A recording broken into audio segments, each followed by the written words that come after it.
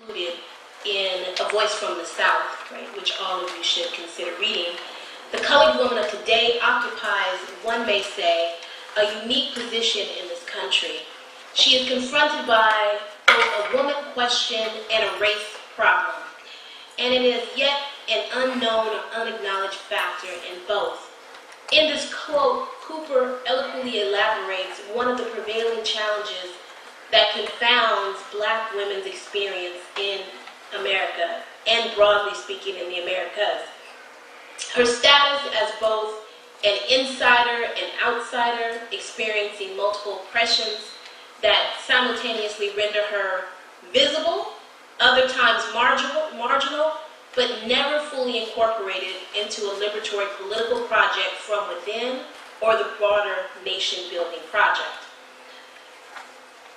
So, I titled my talk, Bringing Black Women Back In, the Persistent Struggle to Become Visible, in part to interrogate the symbiotic relationship between the ideological formations inherent within the Black female intellectual tradition, some may call it Black feminist thought, and social justice activism by Black women. Informed by a body of scholarship promulgated over the last 40 years by Black female intellectuals across disciplines, there's a reflection of the indelible contribution of someone like Anna Julia Cooper and a myriad of other Black women scholars and activists. We have come to understand that to accurately constitute the lived experiences of Black women as political actors, one has to interrogate the extent to which racism, sexism, classism, and homophobia, and other forms of socially constructed oppression that inhabit the body politic have shaped their activism, dictated how they have resisted, and informed their ideological prescriptions for liberation. In this articulating a race-gendered consciousness that has challenged the derogatory assumptions about Black women's womanhood and her relationship to the Black family, the state, and society, Black women have pushed back against intragroup and intergroup efforts that have sought to render them invisible and their issues negligible and silence political dissent. Patricia Hill Collins provides what many believe is one of the most substantive articulations of the political conundrum that I just alluded to, which he explains. African American women intellectuals have been talking quite a bit since the 1970s and have insisted that this masculine bias in Black social political thought, the racist bias in feminist theory, and the heterosexist bias in both must be corrected. Subsequently, my premise is that any articulation of Black women as passive victims of racialized patriarchal societies or characterized by this binary of dominant, subordinate, victimizers and victors, oppressors and oppressed, and possessing little to no agency to alter her circumstances, dangerous and a gross misinterpretation of Black women's experiences and resistance in this country. So my work is animated by a sincere compulsion to contribute to the prevailing literature that has sought to reconstruct the narrative that removes the veil of invisibility that has cloaked Black women's political activism and ideological contributions within and across disciplines in the U.S. diaspora and the continent. Subsequently, it's important to note that my research is informed by my location as a mother, wife, sister, daughter, activist, and a student with experience in the academy and also organizing with community. I've oscillated back and forth about which particular subject matter I wanted to discuss within the Black intellectual tradition and social movement activism of Black women. Oftentimes, when we consider Black women in social justice, we understand their political activism at the intersection between the civil rights movements and the women's rights movement. However, Black women's political activism and ideological diversity have contributed to every major political struggle for self-determination, from abolition to Black nationalist movements, to anti-colonial movements, to LGBTQ liberation, reproductive justice, and environmental justice. And thus, obviously, This merits consideration given the platform the university and the institute have so graciously offered. However, time obviously doesn't permit, right, this rigorous and comprehensive analysis. Subsequently, I decided, as one would imagine given my academic biography and professional organizing background, to discuss reproductive politics. Given the national rancor and debate on family planning, contraceptions, who should pay, if women should take them, are they sluts, are they not sluts if they have sex, that has seemingly surprised the American public and aggravated some presidential candidates, I thought we would discuss reproductive politics and Black reproductive politics in particular. So let me explain what I mean by reproductive politics, because this may in fact be a concept which you haven't heard before. So what I'm talking about is the ability to supervise, control, coerce, and otherwise influence through public policy and practice women's reproductive behavior, decisions, and lives. So Black women, their bodies, how they perceive gender and sexuality and their reproduction, absent an examination of reproductive politics, has largely gone unnoticed, under-theorized, and under-investigated within the discipline of political science and Black politics in particular. While largely understudied, right, interdisciplinary scholarship has been produced on reproductive politics and policy by white and minority feminist scholars, exposing the extent to which women's reproduction has largely been debated, regulated, and even circumscribed by a myriad of political actors, ranging from lawmakers to welfare caseworkers, healthcare professionals, doctors, family planning organizations, and philanthropic organizations. So I just rattled off a list of political actors that have sought to control women's reproduction, and I didn't include women, right? So the breadth of literature on Black reproductive politics is actually quite expansive. Legal scholar and Black female intellectual Dorothy Roberts, in this book, Killing the Black Body, and I suggest it's a must-read if you want to understand race, reproduction, and liberty in this country, she unequivocally argues that regulating Black women's reproductive decision has been a central aspect of racial oppression in America, and the control of Black women's reproduction has shaped the meaning of reproductive liberty. Far from conceptualizing Black women as possessing political agency, right, endowed with some inherent right to govern their own body and the moral authority to make decisions about their reproductive lives, we can see when we look at public policy and practices in American politics that there are a variety of examples of state-sponsored interventions premised on the derogatory, negative social construction of Black women's behavior, in particular their reproductive behavior. So be specific, Dr. Williams, right? What are you talking about? So this historical trajectory produced by Black female intellectuals and white feminists as well really details the historical trajectory of the subjugation of Black women's bodies, ranging from the treatment of their wombs as vessels to produce and reproduce slave labor, periodically subjected to sexual violence, medical exploitation and experimentation, and oftentimes when we think about medical experimentation, particularly within Black communities, we talk about the Tuskegee experiment. Oftentimes I say that we are very good at racing, right? Looking at how race is implicated in the fabric of our society, but we don't do as well of a job of racing and gendering that as well. So medical experimentation and exploitation. If any of you have ever had a pap smear, that procedure was determined to a large degree by the medical experimentation on enslaved Black women's bodies. So the negative social construction of Black female sexuality and motherhood as detrimental to the welfare of Black families. The utilization of state-sponsored coercive population control measures.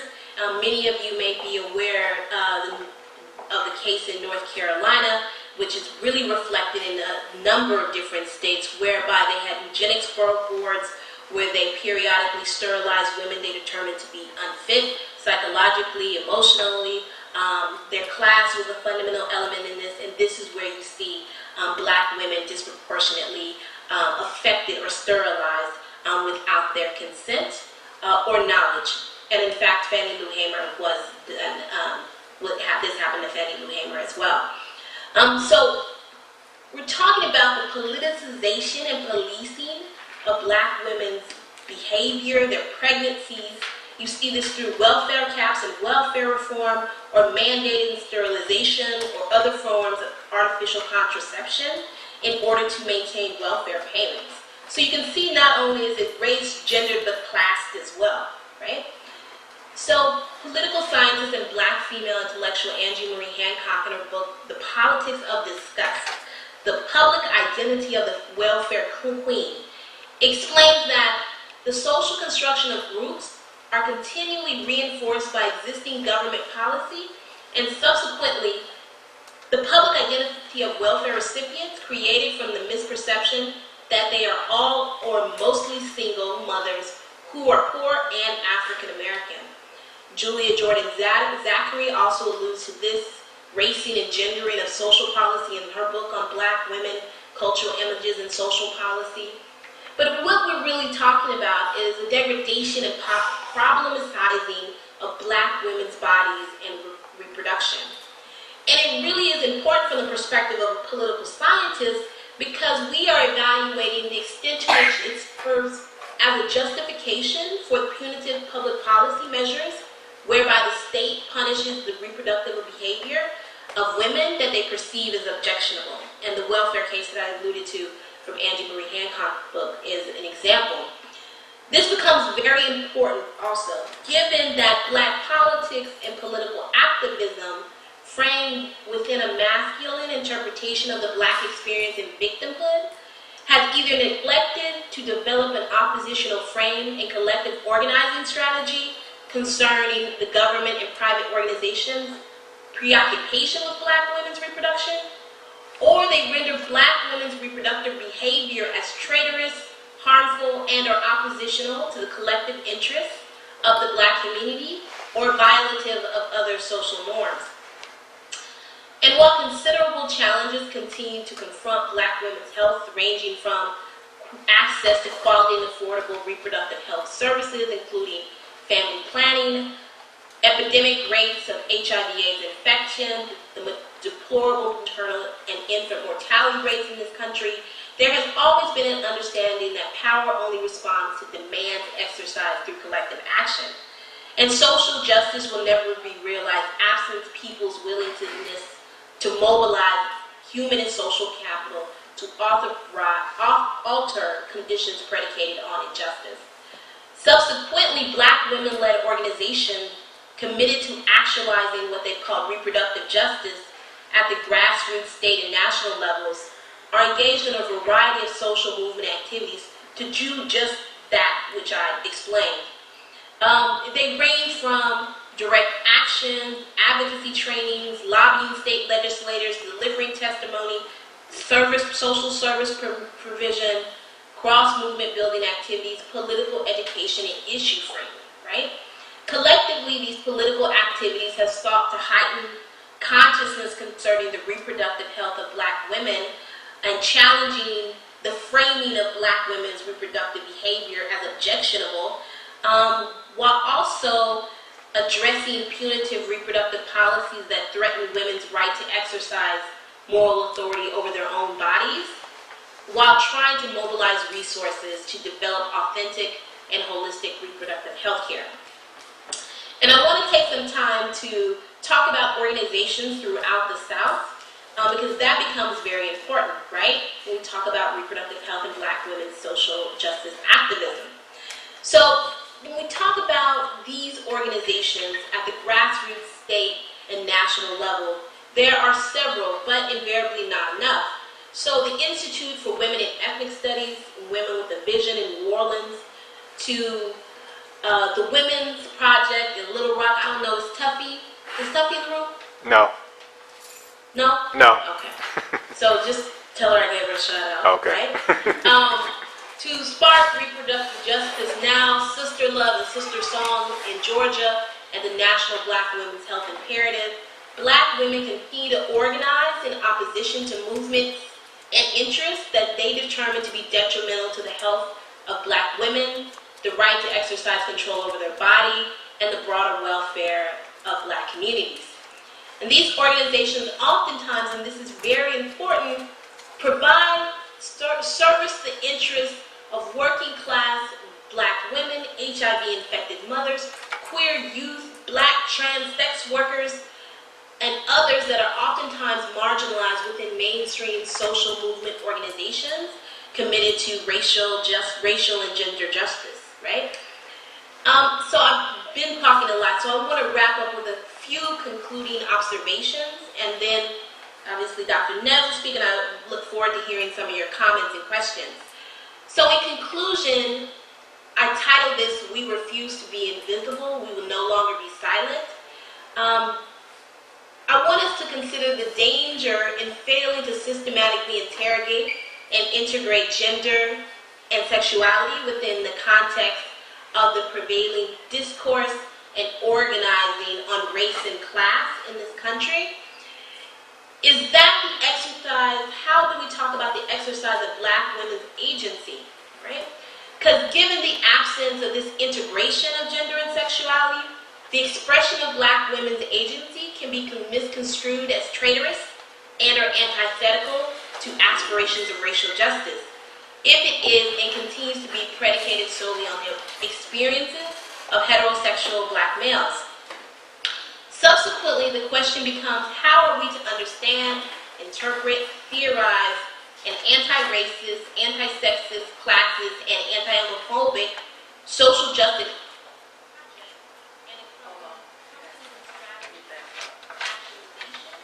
if we fail to confront the weapons in which the lived experiences of Black women are determined to be tertiary and nominal to a broader social justice agenda?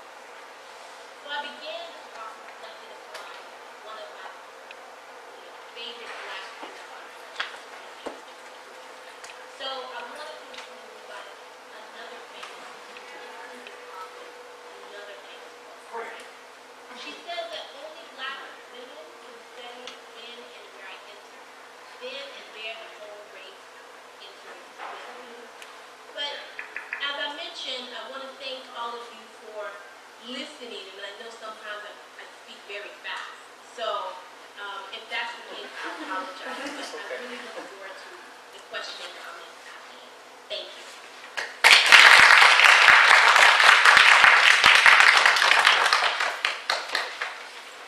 We apologize for that. I didn't realize. Okay, Tom, you stay right there. Tara's going to do her presentation. We're going to bring you right back up.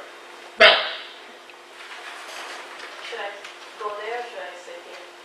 Do what you want. Come on. I'll sit. I'm among friends, right? How's everyone doing? Okay. As Tanya said, thank you so much for having us here. This is technology at work, globalization at work, being able to transport some women via the internet. That's awesome. FaceTime. Kudos to Apple.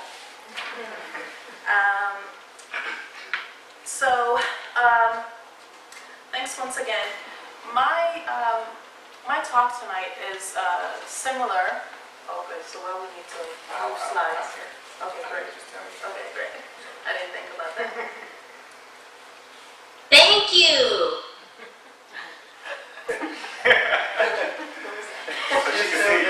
Oh, hey, friend.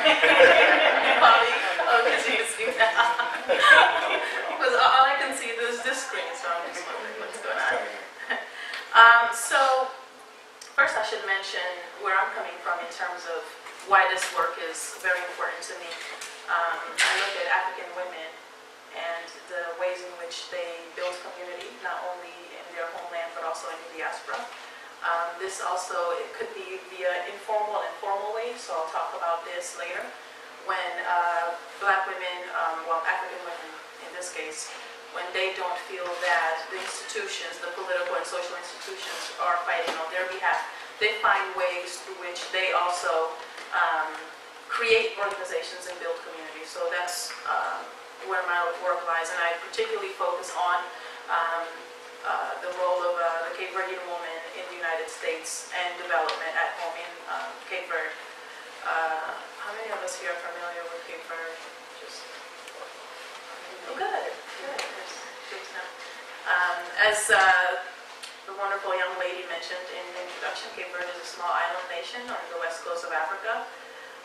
So it's very important for you to know a little bit of my background. I was born and raised there. It's a fairly new state. Only received its independence from Portugal since 1975. So as a state, we've been in existence for, a little over 30 years. So just have that in mind. So I wanted to let you know where I'm coming from in my urgency to start talking about African women and the work that African women do at home and abroad for African development, and to also push some of the discussions that we have about gender within the African context, especially when we talk about the developing world. And I wanted us to discuss tonight a lot of the stereotypes that you have heard, right? We all have heard. Some of the actual realities that are going on the African continent, some of the things that are not portrayed, some of the images of African women, and some of the realities that actually exist. So I wanted to make sure that our conversation was all encompassing. So just to give you an overview of my topic of my presentation tonight, I'm going to talk about a little bit of the portrayal of African women in the media and in scholarship. By that I mean, in books and journal articles. I want us to consider diversifying the images and the scholarship on African women. Followed by that, I'm going to discuss some very important political and social gains that we've had on the African continent, specifically speaking from the national and local government. One of my ideas here that I'm toying around with is when we talk about social justice, it is one of my contentions that when we look at political empowerment and political representation, I contend that this leads to social justice. So if women are empowered at the local and at the national level of government, then we see greater social justice taking place. And of course, lastly, we still have obstacles to women's development on the African continent, and I'm going to talk a little bit about that. And lastly, some of the formal and informal ways through which the women engage. So historically, African women have been at the forefront of their communities as mothers, wives, political and social activists, and other important roles. However, the international media and even what we would consider scholarly sources such as books and journal articles continue to portray African women in the same historical and often patriarchal images of the perpetual powerless victim, unaware and just a mere consequence of her circumstances. So this is one of the areas where you'll see my work, the parallel between my work and Dr. Williams' work, right? The portrayal of Black women as just powerless victims, not able to create their own ways to find empowerment and participation. Unfortunately, much of the scholarship on African women has been written by non-African scholars. There are a few scholars who are African and female, and others are Africans who have lived abroad for a certain amount of time, such as myself. And so our views might be different than our counterparts on the African continent. That's just reality. International media portrays one-sided realities of war-torn and backward places on the African continent. However, it doesn't highlight much of the progress attained by African women and their governments. African countries have advanced considerably in the field of social and political justice. However, there's still much to be done. It is my hope that through my presentation today, we can build dialogue that represents a true and most encompassing reality, that is the African woman, and not sensationalized propaganda for the sake of sales or TV ratings. As an African woman, my goal is not to tilt the scale and act as if all is well and fine on the African continent. But I'm here to highlight true and positive gains that have been achieved via specific case studies, as well as the road that still must be traveled in order for true social justice to prevail. So there's a perception that because African women are not formally educated, they do not have an understanding of their societies and cannot aid in the development process, nor identify or thoughtfully articulate the socioeconomic and political realities. Furthermore, even within the African context, there is a disconnect between women of different socioeconomic backgrounds. What I'm saying here is that just because an African woman, the African women have gender, or oftentimes race and culture in common, it doesn't mean that they understand each other's reality. We cannot assume that formally educated, and by formally educated I mean through the institution, through the school system, that you've been educated through the school system. So a formally educated woman who's always lived in the city and has had an economically advantaged life fully understands the reality of a non-formally educated poor woman from a village in the outskirts of town. So there are clear class divisions among African women that has not been highlighted in scholarship as well. Generally speaking, because of long-standing cultural traditions, most African women realize the importance of caring for their families. However, the nature of culture in the African context is very diverse, and of course it spans over 50 countries and various traditions. Therefore, although African women may look like the images you see above, in other places, in other contexts, she may also look like these images. Above you see President Ellen Johnson Sirleaf of Liberia, first female head of state, elected African female head of state. I'm sure a lot of us are familiar with Iman, the Somali supermodel, but also an awesome social activist and entrepreneur. And Wangari Maathai, who is the first African woman and first environmentalist to win the Nobel Peace Prize. As a matter of fact, on Thursday, in our home at J. Johnson C. Smith's celebration of Women's International Month, we are showing Wangari Maathai's story. There's a wonderful documentary on her life. She unfortunately passed away last year of cancer, but I will speak a little bit about her work a little later. And then we have Titina Sila, and so I urge you to pay attention to the image. There is a combatant, an armed struggle. Titina fought for the struggle against Portuguese colonialism, and of course, what is the notable thing you see on the picture? The image? Exactly. So hence why I titled my talk, Mothers, Activists, and Freedom Fighters, because family, tradition, and the need for political and social freedom has always been at the forefront of the African women's struggle. And lastly, we have Angelique Kidjo and Cape Verde's own Cesaria Evra and the work that they also do. And so African women who have stepped up to, who've become celebrities or well-known throughout the world, who would have made it to the world stage, they've used their star power, so to speak, to shed light on the issues and injustices that women and girls face on the continent. Somali-born supermodel and social activist Iman, as you saw earlier, has used her celebrity to highlight the issue of conflict diamonds in the East African region. She's also worked with organizations to support the alleviation of poverty in that same region.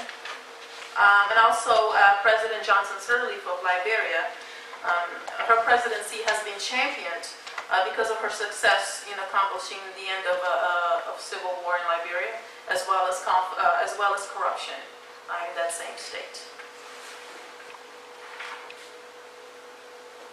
So, just to talk about a little bit on the national level, the government level. Since the beginning of the new century, there has been considerable progress in the lives of African women, partially as a result of many African countries' commitment to ratify CEDAW, which is the Convention to Eliminate All Forms of Discrimination Against Women. So one of the commitments was to work on women's equal access into the political sphere. And one of the most notable achievements has been to elevate the debate on gender to the national level, with countries such as Senegal, Benin, Burkina Faso, and Liberia integrating gender concerns into their national development plans and poverty reduction strategies. Furthermore, many states amended their constitutions to include gender quotas at several levels of political participation.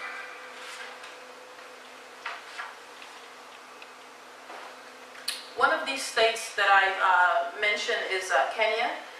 Kenya's 2010 constitutional Article 81B states that not more than 2/3 of the members of elective public bodies shall be of the same gender. Similarly, in the state of Mauritius, new gender quota in the Local Government Act requires 1/3 of candidates in local elections to be women. At the regional level, SADC, which is the Southern African Development Community, SADC countries set a quota of 50% female representation, of which South Africa leads with 45%. Then you have Mozambique at 39% and Angola at 38% female representation. In East Africa, which is a case that I always love to mention in all of my talks, it doesn't matter whether I'm talking about gender or not, I just always sneak it in there. And I'm sure everyone's familiar with Rwanda because of the genocide. Well, Rwanda made history first in 2004 with a 49% female representation in its parliament, and then in 2008 with 56%, the highest in the world of any state, Western or non-Western, developed, underdeveloped, undeveloped, Rwanda, little old Rwanda. That doesn't mean that there aren't still obstacles that need to be faced in Rwanda, that all is well among men and women and everything exists just fine. But I think it's a remarkable gain. So these gains have brought women's issues to the national level of discussion and have made them a priority. Issues such as domestic violence, poverty, access to health services, and education. They've allowed for a gender dialogue in nations that have been traditionally patriarchal, such as Niger and Senegal. And candidates for political offices, where at local and national levels have also increased. For example, in 2010 and 2012, women were presidential candidates in both Niger and Senegal. The women that you saw above, the 3 women, were elected to Rwanda's legislature. So I just wanted to mention that. So talking about Rwanda, where women hold the majority of seats in parliament, there is a focus on the socioeconomic issues such as domestic violence, micro-lending, healthcare, and education. There's a government-initiated economic development and poverty reduction program, and that is reported to have moved 1 million Rwandans above the poverty line. Women no longer only fill the government positions of youth, sports, and culture ministries. They now sit at the leadership table and add a critical voice in the development of strategies to deal with poverty, peace building, increase access to education for all, ending armed conflict, corruption, and foreign debt.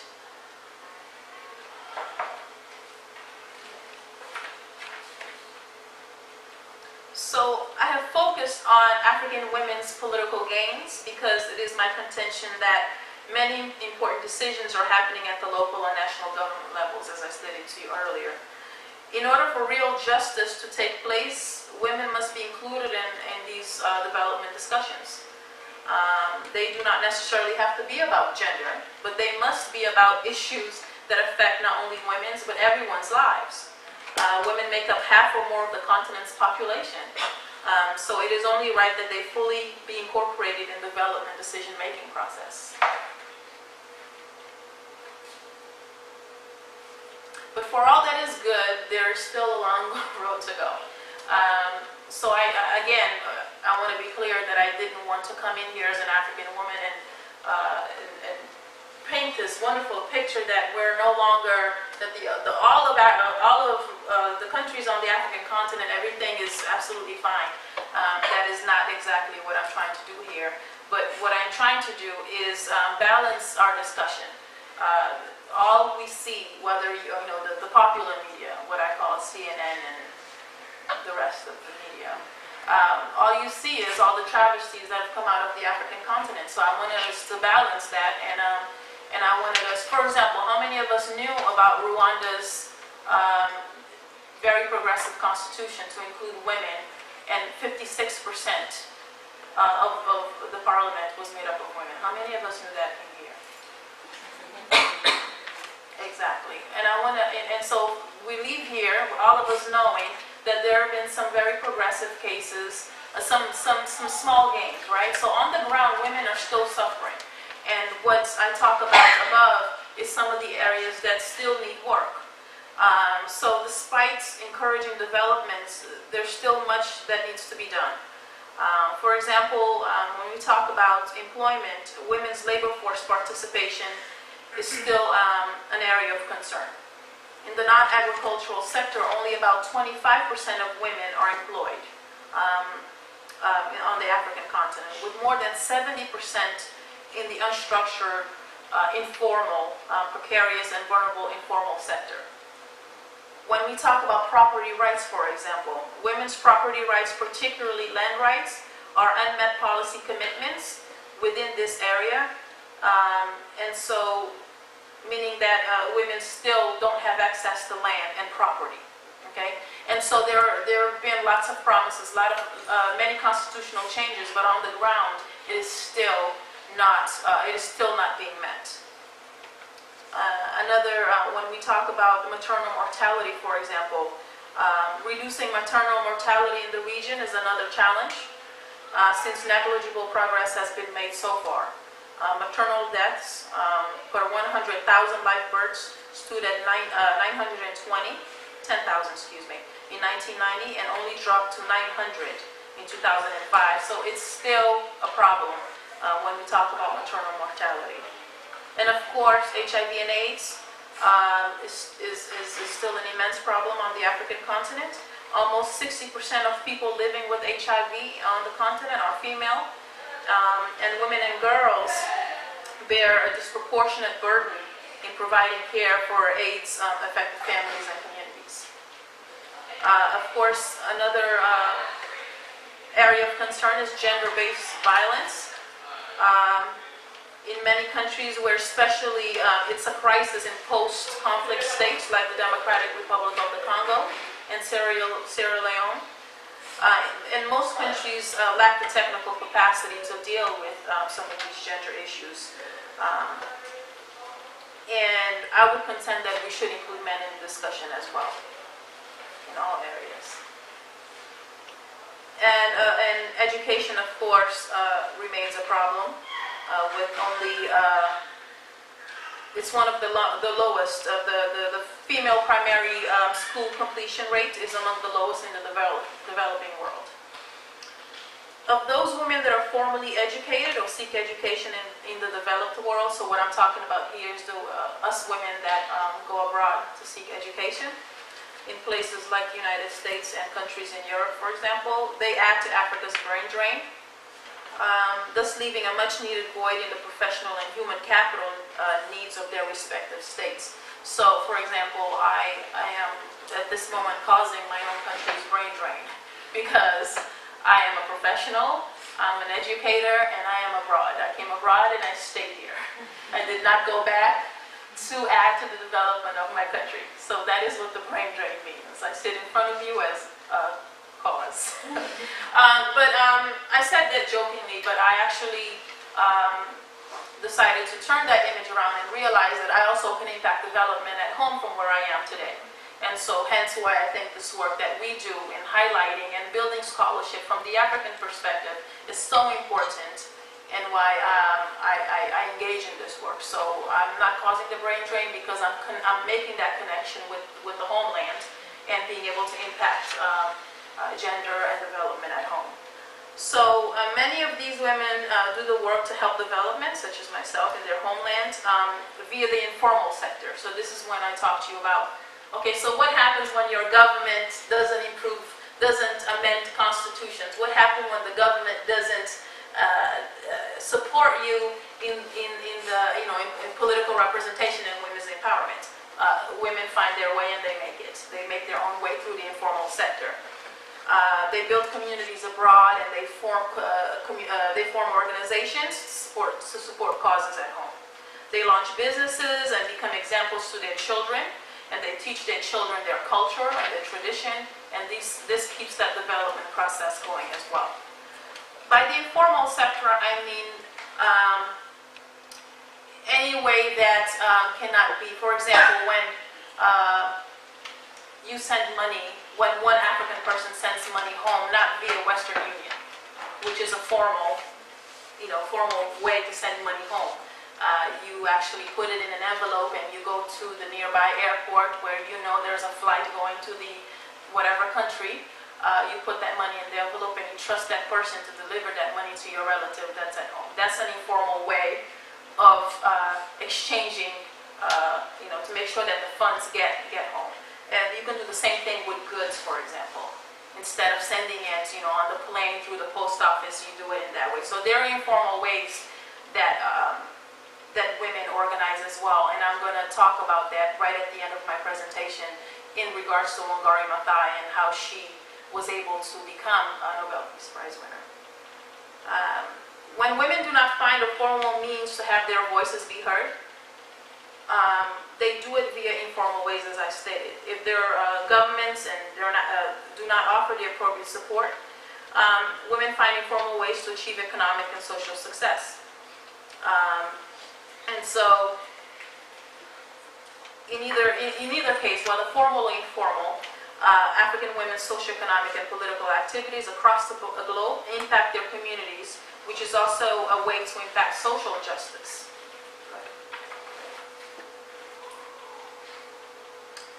And lastly, I would like to mention that historically, African women have never been helpless victims of their circumstances, needing to be rescued by their educated Western counterparts.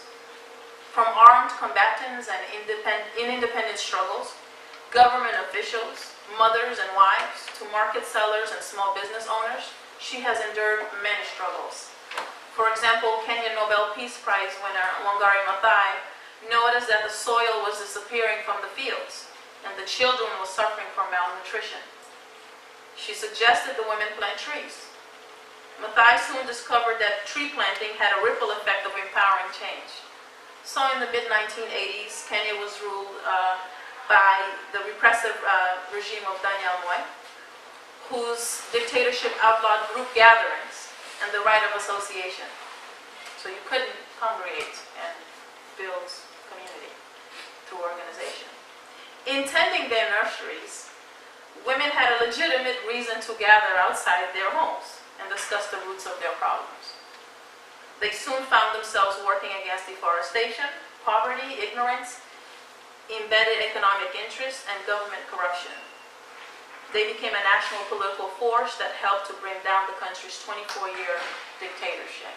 So you notice how through this informal way, they were able to come together and have a national movement be recognized. Another example that might be more familiar to all of you are the women who were at the forefront of the protests taking place across the Middle East, as they call it. Mauritania, Morocco, Libya, and Egypt, known as the Arab Spring. African Spring, yes, we don't call it that. In the end, African women must be supported by non-corrupt governments as well as their male counterparts in the quest to achieve sustainable development and gender equality in the African context and not in the context of international entities. Some do it via formal institutions such as government vehicles, as they are voted into office, and work to ameliorate women's conditions. In contrast, the socioeconomically disadvantaged woman find ways on a daily basis to engage in small acts of defiance that have similar empowering results on their lives. These women are equally important to national discussions on gender and social justice. So I end with letting you know that most of my work focuses on the informal, on the ways through which women do their work through the informal sector. And so what I'm battling right now is, how do I do this important work to highlight what they do? And maybe you can help me with this. How do I do the important work? How do I talk about the important work that they do without compromising their safety and the way through which they organize, because it is still through the informal sector? Do you understand what I'm asking you? So you thought you were coming here to listen and to take it all in, or I'm tasking you with helping me figure that out as well. So I welcome your suggestions, and we can engage in Q&A. Thank you. You there, Tanya? Yes, I am. Okay.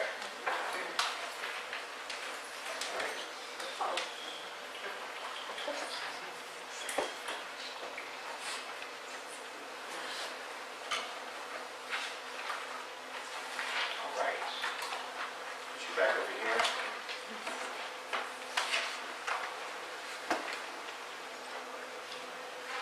All right.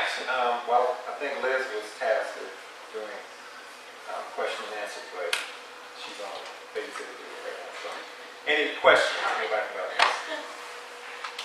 Or either Dr. Jimenez or Dr. Williams. I have a question. Say your name and your major. Okay, I'm Marika Finn and I'm a biology major.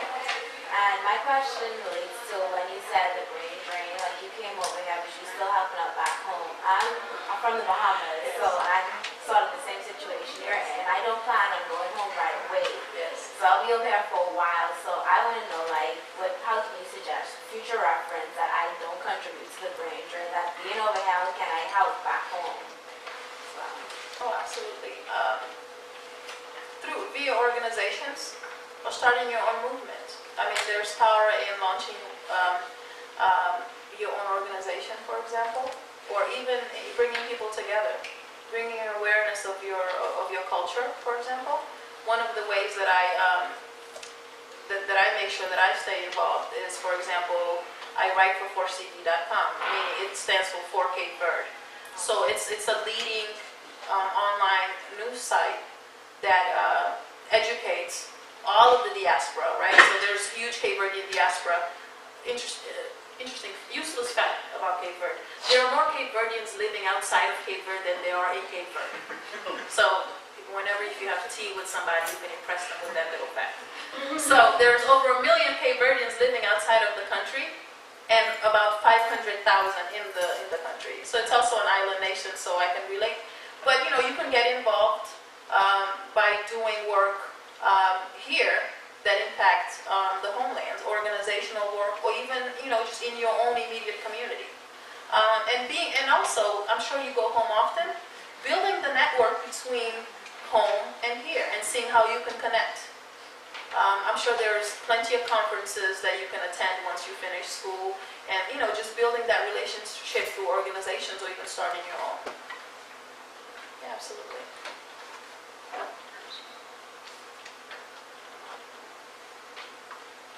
Daniel has a question. My colleague back there, he's got the book beside him. I'm just, I also am African. I'm from Cameroon, and so I'm part of that problem. You also caused the brain drain. But I think as far as our informal contribution, I agree with you. There's a lot that those of us who are living outside the continent are contributing to the folks back home. But in the general conversation, including what you said and what Dr. Williams said, I think it is very important. I agree totally with Dr. Williams who said that women's contribution to social justice transcends just the realm of women. I think it's a very profound point that we all have to acknowledge. Women, if you educate a woman, a woman, you educate a family. A lot of times when people, stereotype African women, and some somewhat offended because I come from a family of, I was the only boy in a family of 5, 4 very strong women, and who a lot of the decisions at home pertaining to the family were made by the women. So there's a lot that goes into what women do, to improve the life of their immediate communities and the broader society as a whole, that oftentimes goes unnoticed and underappreciated. So I really appreciate both of you for coming in and kind of shedding some light on the contributions of women, and especially I'm very proud of Rwanda. When in graduate school, I had several friends from Rwanda who were impacted by the genocide in the 90s, and especially with their parliamentary milestone, having that many women in parliament. I think in the United States, if you look at Congress, the numbers of female representation is just atrocious. It's unbelievable that in one of the countries that professes to be a cradle of democracy, modern democracy, you find that I think the Senate there like less than 17 women, and the House of Representatives is even worse. If you look at the percentages of the 435 members of Congress, very small percentage of women. So I think in that front we can learn a lot from the African contribution that the African women are bringing to the table. And that was just my comment. Thank I you. don't have a question. I appreciate that. And I also would like to add that, so in the Rwandan context, what you have to understand is that because of the atrocities, the country was 70% women. So how do you have a country that is 70% women and you don't include them in the national discussion? That doesn't make any sense. And how do you rebuild, right? You're in the process of rebuilding. How do you rebuild a country without the voice of women? And so President Kagame in 2003 made it, through the constitutional amendment, made it that 30% of parliament had to be women. And the extra 26%, of course, were voluntarily. So it wasn't just because of the quotas. It was also because women were voted in. And so just to give you perspective, so you have a mostly women, female population. I have a question. It's just for clarification, because I always am the person that has to know exactly what I heard. And I heard you talking about property rights for African women, and you said this is still an issue. I wasn't sure if you were saying no African women own property, or you said many of them have difficulty owning. I didn't understand the number. Right. And I mean, not exact numbers. I don't remember. I don't have exact numbers with me. But there are specific countries where women still do not have access to owning land. So that means they can't own any land? Yes. So if their father dies and leaves it to them, they still can't own They it? should be married. They have to marry to Husband. get it. I would have to But that is changing. I mean, it's slowly changing, but it's a reality. absolutely. And we need to own talk. land. Yes. I don't think that the females in this audience maybe even comprehend just how vast that is. I mean, and what a big deal that is if you cannot own property. Right. So you cannot, there's inheritance laws, for example, and you're not able to inherit the land. So you have to marry someone so they can get it. Or maybe you have a brother. I mean, suppose you didn't have it. So suppose your father was lucky. No. Right. Just kidding. I'm with you. Yeah, my question is somewhat personal. Thank you so much. I'm sorry for getting here late, so I didn't get the first presentation. It's mildly personal in that you are in America, and there seems to be a mild movement afoot among American black women or American women who are African American, who are concerned with connecting themselves to their African roots. we see this to some degree in sometimes the way they present the presentation of hair, the natural hair, and things of this nature. I'm looking at you, and I'm saying this is not the case. Now, I don't mean to trivialize that, but I'm wondering, can you explain why isn't that, what exactly would we connect to in terms of the mother continent as a cultural being to understand what is truly our roots and what is popular fad? Should I, yeah, I was like, do you want to answer that first? I can't hear anything. Oh. Can you say what I said? I was thinking that I thought you don't have a microphone, so you're gonna have to repeat the question. Was it for me? Well, the question, how I understand it, was how do you distinguish, how do we reconnect to the continent, where African women, Right. African American women, reconnect to the continent in meaningful ways that is not trivial. Right. He gave examples like with hair and Hair and sometimes dress. and Because this lady's question was, I think, profound. And so there's a movement afoot. Go ahead. how do African American women reconnect with that cultural or that, that connection to the continent? So the assertion is that black women, in particular, in the black communities, are fundamentally more disconnected than black men, or are you talking about like the relationship between how beauty is treated in the country and how black women may treat? He's coming up here, so he'll speak on his own. That would be great. He's coming up here, he's coming on. Come on I down. was looking like this. I was like, I really want to hear what's There you go. happening. Can you hear me? The question was, there seems to be a mild movement afoot among the black women in America or the African American women in America who are interested in connecting to their African roots. Right. And we are doing this, I'm seeing it happen in fashionable ways, like through hair and things of this nature. As I'm looking here at our presenter who is with us from the mother continent, I'm seeing that is not necessarily a movement that's happening with her, and she is originally from the continent. So I'm wondering, are we missing something in terms of what is a genuine or authentic connection to our African roots? Or is there some legitimacy to the fashionable statements that we're making that suggest we are really connected? So, oftentimes when we talk about African descendant women, particularly on the continent and in the diaspora, I think it's difficult to make fundamental generalizations because not only is it a continent of different nations, but then you have thousands of different distinct ethnic groups, languages, and cultures, right?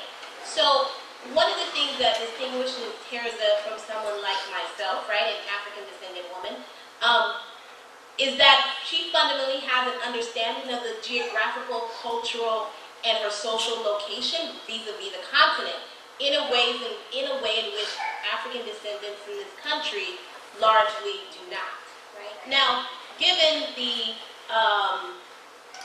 ability to trace your ancestry that has now emerged, right? It has become much easier to determine where, in fact, your social location on the continent. But that in and of itself doesn't provide you with the cultural context, the social norms that are a part of culture that Dr. Nev grew up in, right? I also say that I think that just the manifestation of African garb, and I've been to the continent, my husband's Nigerian, my son's name is Yadiyambo, that in and of itself doesn't necessitate that, I'm fundamentally more African or not, and given those circumstances, then I have a relaxer, right? So I think it's important to, and it's not to suggest that you did, but I think that it's important that consciousness raising becomes fundamentally important. I think African descendants in this country, in the United States and the Americas, whereby the dislocation and not understanding from which we came situates us in a differential position than someone like, obviously, like Dr. Neff, where there may be 1 million Cape Verdeans outside of Cape Verde, but they have a fundamental understanding of their social location where they can go back home, right? And that is something that obviously is absent within the collective memory of African Americans. So I say, there's a complicated answer to suggest that I think there are a variety of ways in which African descendants in this country connect with the continent. It could be cultural, it could be social, it could be political, and also to suggest that this is a new phenomenon, is not steeped in the history of like Pan-Africanism. And even someone like Anna Julia Cooper, who participated in the first Pan-Africanist Congress, right? So Black women have participated in a myriad of ways in trying to reconnect with the African continent, but given our particular historical circumstance and dislocation as a consequence of slavery, it becomes, challenging. But that's not to suggest that Terrence and I have colleagues, Black women who live part-time in Ghana, live part-time in the United States. I've conducted research in Ghana, been in Nigeria, so I have, a somewhat appreciation for the cultural context of milieu. But I also know that, Ghana and Nigeria are only a few thousand miles away, and they're fundamentally different social, political, and cultural contexts.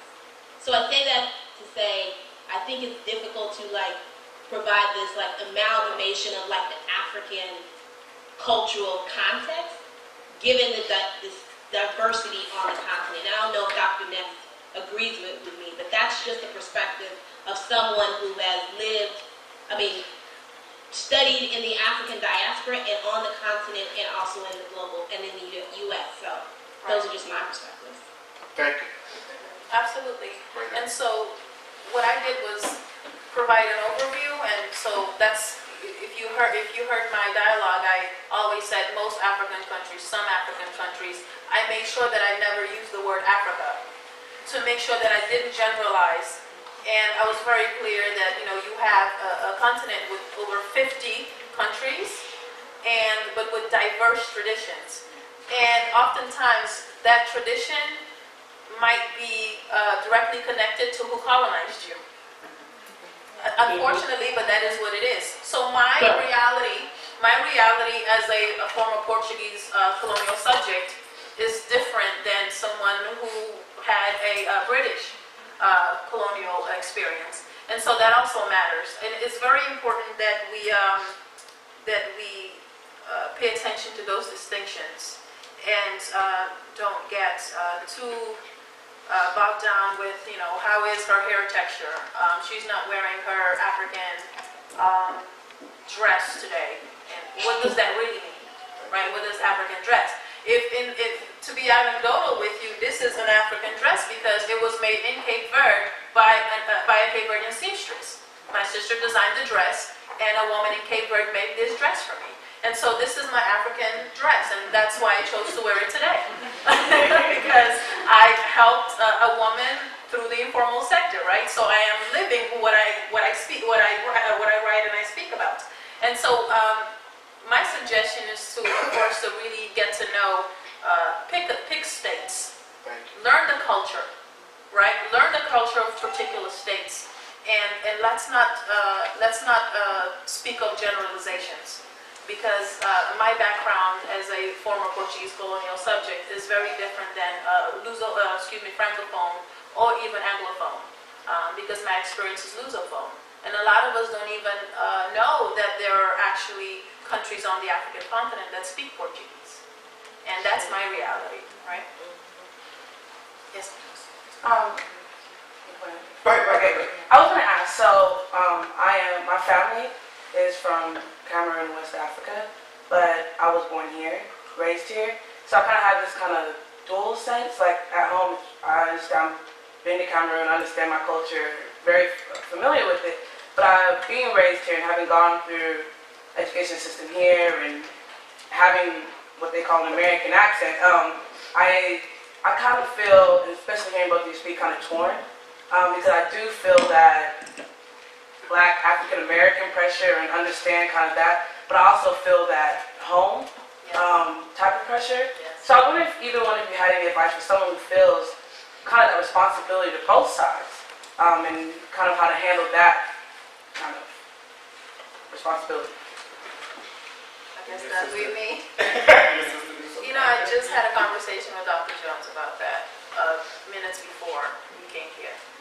My sister's finishing her Master's of Fine Arts in New York at an art school in New York. And her master's thesis was a documentary, a 20-minute film exactly about that, which she calls Displacement. Because my sister was 3 when we moved to the United States. And she also feels that there's this, that she is, I wrote a piece about it, and I called it Caught Between Two Worlds. She doesn't feel that she's caught between two worlds. She feels that she's displaced and not knowing where she belongs. And to be honest with you, when I wrote that piece, I concluded it by saying that, I started it by saying that I feel that I'm always caught between Boston Logan Airport and Anoka Cabral International Airport in Cape Verde. So I'm on the Atlantic Ocean, not knowing where to land.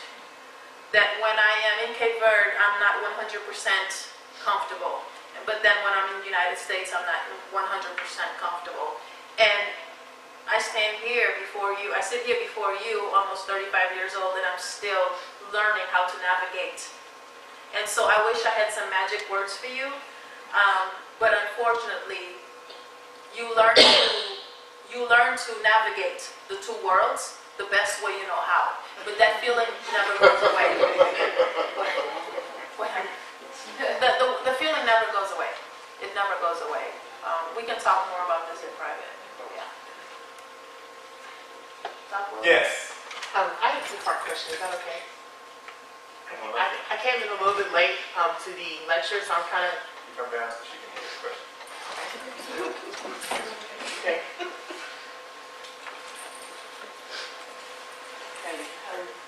Hello. Yeah. You hear talking? Yes. Okay. Go ahead. Okay. I was curious. I came in a little bit late. I remember you asked a question toward the end of your presentation, saying about the informal sector. What exactly is that? Okay. The non-formal meaning institutions, right? So when we think about electoral politics, political representation by going that way in terms of government. Okay, so you want to make political change, you run for office. But for those women who may not have that training, who may not choose to go in that direction, they may do it through small acts of defiance, building their own community organizations, congregating with each other in each other's homes, in their kitchen, forming informal, not recognized organizations through the state apparatus. Does that make sense? Oh, yes. Okay. Okay. And then my second question was, I noticed during the presentation as well, you said that we need to create a partnership with our male counterparts. My question is how do you create that partnership with the male counterpart if sometimes they are the perpetrators that keep women from getting within the countries? Very good. Tanya, you want to handle that from the United States perspective? Say it again. How do you create, you want to start on screen? No. Okay. I'll let a woman ask that question. Sorry. How do you create a relationship with the male counterpart when oftentimes they're the perpetrator of women's circumstances? Okay. First of all, I think one of the things that I was trying to articulate, particularly towards the end of my talk, was that it cannot be the sole responsibility of African-descended women in the United States to be responsible for the production of knowledge about Black women's social activism, right? That's not only our job, right? And I have a little anecdote, and Joseph, you'll remember this. When we were at a conference recently, and there was a panel discussion about women in politics. And there's one variety of panel topics, everything from the first all-Black woman presidential ticket with Cynthia McKinney and Rosa Clemente to this discussion around Black reproductive politics. And invariably, there was only one man in the room throughout the entire discussion. And I talk about how this problematizes Black women's political experience. But first I want to suggest that the only way, there's a variety of ways in which males and females are in partnership. And it's not to suggest that right within this heteronormative framework where the oppressor is inherently all men, because that's not what I would suggest at all. I think there are social structures in place which disadvantage women, predicated on patriarchy. But depending upon the intersection between race, gender, class, sexuality, ability, one is positioned differently, right? In a more disadvantageous position than others, relative to where you stand at that complicated intersection. So I want to suggest that when we're talking about ability, it's not to, you can't formally say that inherently men, right? Being a mother. Right? They can also be allies and partners. And I think that's the way in which you have to approach social justice organizing. And it's really important given that unlike Tara's elaboration of parliamentary gender parity, we don't have that in the United States, right? And oftentimes legislation that disproportionately impacts women in a punitive way or punishes women's behavior are, in fact, filed by men, right? So we have an important role. Men have an important role, and they always have, to play in either controlling our behavior or working with us to address, right, these prevailing challenges. So I think it has to be a constructive relationship. It's not always to suggest that it has to be a sexual relationship like a partner, because that precludes the experiences of Black lesbians, for example. So I suggest that it's a very complicated relationship, right? But one that has to be undertaken, because it's not the sole responsibility for Black women to publish scholarship on Black women, and then Black men don't show up to discussions about them, or Black women to organize exclusively for Black women, but when it's time to organize for racial justice in general, then everybody comes together, right? So it's an issue which I think that needs to be further elaborated and discussed in both scholarship and academia, and also in social movement organizing in the United States. Hold on, we'll see if somebody else has a question. Anybody? Jessica. Hello. Come on down. Oh, God.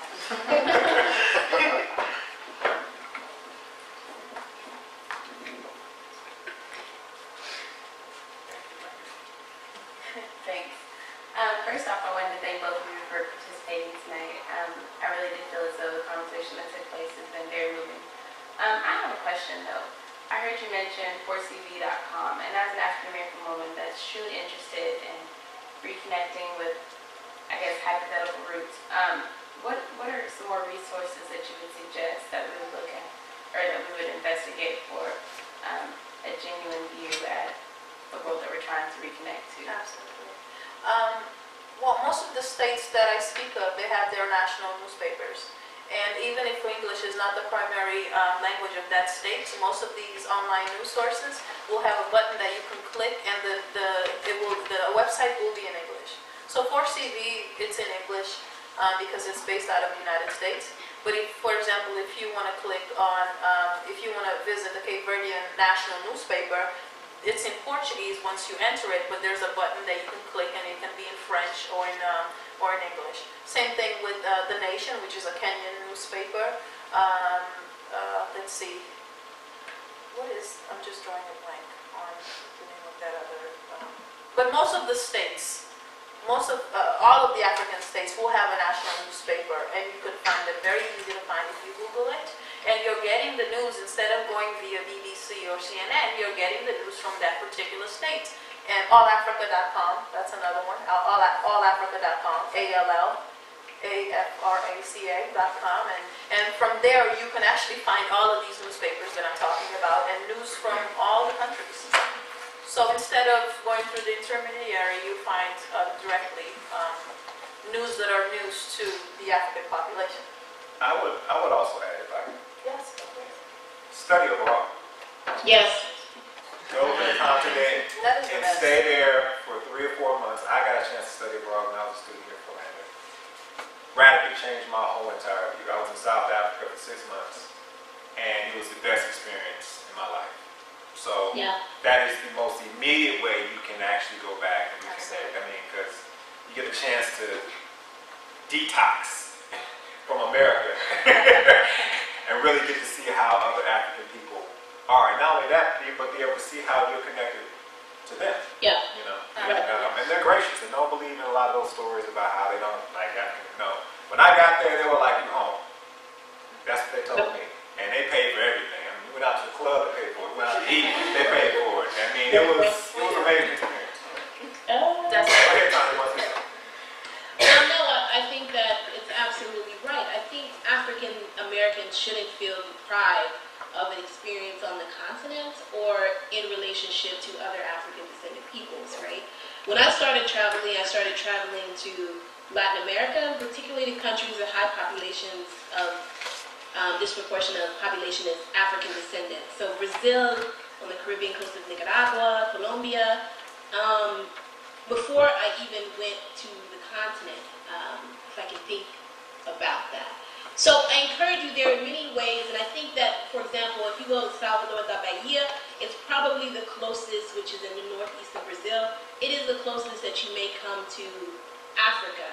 And interestingly enough, I met African descendants in Ghana, Afro-Brazilians, who were formerly enslaved, returned back to the continent and settled in Ghana, and some of them still have Portuguese last names, right? So there's a fluid relationship between the continent and the diaspora that all of us, I think, are encouraging you to explore, and you can do that in, a variety of different ways.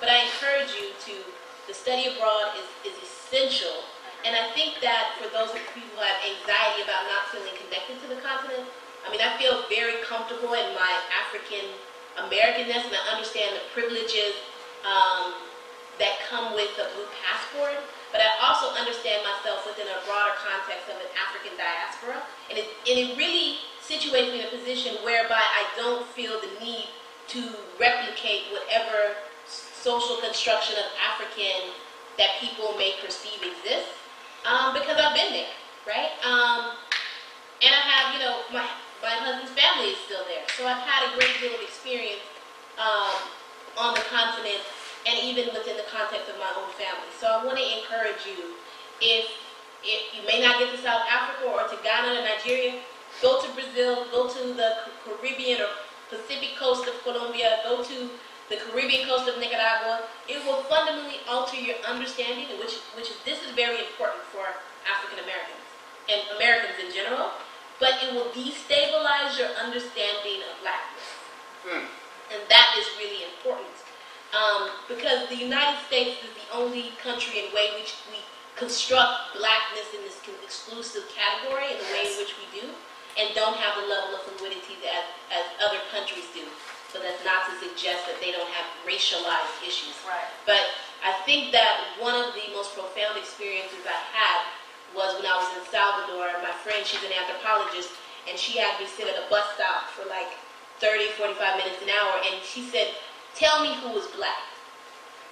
And I thought to myself, and Terza knows I talk about this all the time with Cape Verdeans and Brazilians, they will fundamentally disrupt whatever conceptualization of blackness as a phenotype, right, that you had and that you were socialized with in the United States, and to a degree that it was a very liberating process, because you would see families where, somebody was my complexion and then somebody was white, and invariably they were all a part of the same family and everything in between.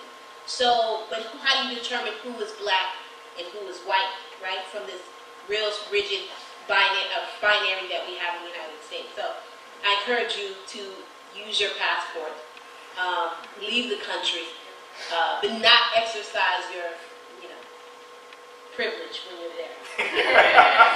You know what I'm talking about. Check your American imperialism at the door. Yeah. Whatever airport you're departing out of, leave it there. And no, but this whole notion of being black, The first time I realized that I was black was June 13th, 1989, when I entered the United States. Because there was no discussion, right? The United States, because of the strict historical racial strata in the United States that's existed as a result of slavery and other, there is this whole conception of these, this race construct, right? And if you step outside the United States, it's not so much. So that's when I actually realized that I was black. That, I had to, you have to fill out census forms, right? Black, African, whatever, all of that. And so it really makes you, I never had to deal with my identity of who I was until I set foot in the United States. And it's still a struggle until today. And that's actually one of the things that I talk about in my research, the whole identity piece as it deals with Cape Verdeans, because Cape Verdeans are arguably the first Creole nation in the world, where, as Tanya mentioned, there are different, so you think, you know what Brazilian people look like, right? So as a former Portuguese colonial subject, so we have that in common, Brazil and Cape Verde, it's the same thing. A Cape Verdean can be white, a Cape Verdean can be my complexion, or a Cape Verdean can be what you would think of as stereotypically African person, right? And so this whole issue of identity, so when going back to historical times when Cape Verdeans first arrived in the United States, right, their passports, this paper says that they're Portuguese because they were, and they're very dark, and the United States understands Portugal as being a European country made up of white folk. Imagine the shock of the immigration official when you get to the port and you have this person who is actually, visibly black, and they're saying that they're Portuguese. So what happened was that Cape Verdeans who were light enough to pass, because once they realized the racialized level, strata in the United States and what it meant to be black or white, those who passed, they did so, and those who couldn't were, what happens to the rest, the discrimination and all of that.